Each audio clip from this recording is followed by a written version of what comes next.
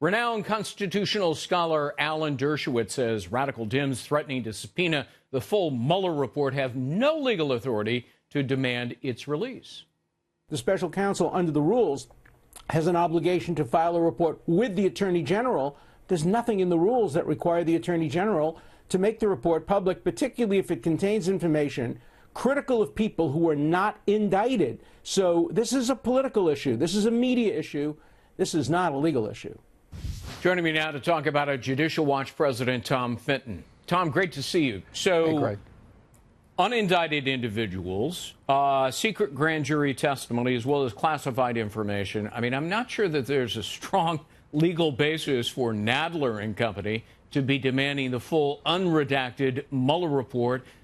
But this will end up being a multi-year litigation, won't it? Yeah, I mean, it's a fake fight that the Democrats want to engage in to distract from the destruction of their dossier, their party's dossier. The Democrats on the Hill are conflicted here. It's their political party that created this evidence that Mueller is found wanting. And so why keep on fighting over that when they can fight over the subpoenaing of the Mueller report? And a subpoena isn't a magic document, as you know, Greg. You've got to go to court to get it enforced. And the courts are skeptical of subpoenas that seek executive privilege material or grand jury material. And that being said, Attorney General Barr is likely to release almost all of it. So there's not going to be much to fight about, but they want to pretend to fight. And if they issue a subpoena, what it's going to do is going to actually slow the release of information. And I guarantee you that if a subpoena fight ensues, groups like Judicial Watch will be able to get this material quicker under the Freedom of Information Act than even Congress would. So this is gamesmanship by the Democrats who want to distract from their involvement in this seditious conspiracy to overthrow the president. It's that straightforward. Well, speaking of gamesmanship, now it's a game of semantics because the media, mainstream media, as well as Democrats who for so long were howling criminal collusion are now saying, well, we didn't really mean criminal collusion. We just meant the sort of colloquial layperson's definition of collusion, which is not necessarily criminal. And there was plenty of that, they claim. Well, you know, they want to run away from the idea of criminal collusion because I think you have a strong argument that's what was going on with Peter Strzok and others who were colluding with outside third parties like Fusion GPS. In terms of an abuse of power to target a candidate for the president and then the president. Right. So there's a self-interest in running away from the term criminal collusion. You know, and getting back to this idea about transparency, of course, it's selective transparency. They want to focus on the Mueller report, which they hope has smears in it. Well, I'm sure it does, targeting President Trump. But they don't want transparency in the FISA warrants and on the underlying corruption behind the Mueller operation and the anti-Trump operation under the Obama DOJ and FBI. Right. And, you know, this is where groups like Judicial Watch have to do the heavy lifting and suing in court to get this information. And you always have. Because Congress is not the vehicle to get information about government corruption. We kind of know that already. President Trump should go on a transparency tear. He shouldn't even have to wait for lawsuits or requests.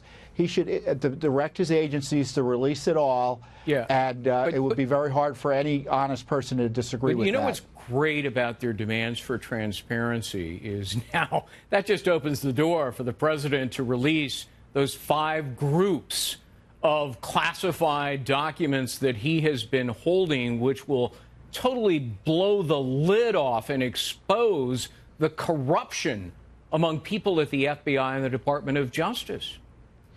Well, that's exactly right. You've got the additional material in the FISA warrant applications that he hasn't released yet. You have the interviews with Bruce Orr. We don't even know what Mueller was authorized to investigate because they've been keeping that authorizing document written months after the fact secret in large measure from the American people. We just sued in court the other day over the leaks allegedly between Clapper and Brennan and CNN. Just imagine if the DOJ and the FBI were forced to release that type of material, or the CIA. Yeah. This has got to be an all-hands-on-deck move by the president. Next cabinet agency meeting, next cabinet meeting he has, this ought to be priority one. Dems, you want everything released? Great! I'm going to release all this other stuff. that will demonstrate that the law enforcers became the lawbreakers at the FBI and the Department of Justice under President Obama. I want to ask you about these calls for Adam Schiff, chairman of the Intelligence Committee, and, you know, that's an oxymoron with him, to resign. What do you make of that? Is that going to go anywhere? I mean, he certainly lost any moral authority to be head of that committee. Well, he ought to at least step down as chairman of the Intelligence Committee. That's what happened to Devin Nunes when false charges were lodged against him by Schiff and his allies in the media or outsiders. We filed a complaint against Schiff over his improper disclosure of classified information as part of his effort to destroy Donald Trump. It was a substantial complaint, which, of course, the Democrats on the Ethics Committee have suppressed. So as far as we know, he can't be trusted to handle classified information. So we're under no obligation. The agencies are under no obligation to provide classified information to Adam Schiff just because he's head of the Intelligence Committee. If he's someone who can't be trusted, they should just freeze him out. Yeah, well, I mean, I think Americans are beginning to realize that Adam Schiff is nothing but a phony who would walk a mile for a camera and loves to advance. Well, this is where we need the transparency on Congress. President Trump should reevaluate whether or not the executive branch can provide transparency over Congress as well and demand answers about congressional involvement in this effort to overthrow the presidency. Oh, yeah. I mean, if you want a good laugh, reread the cross-examination by Schiff of Carter Page, in which Schiff just makes a fool of himself time and time again. I don't know how he manages to think with that brain of his, but there you have it. Tom Fitton, thanks very much.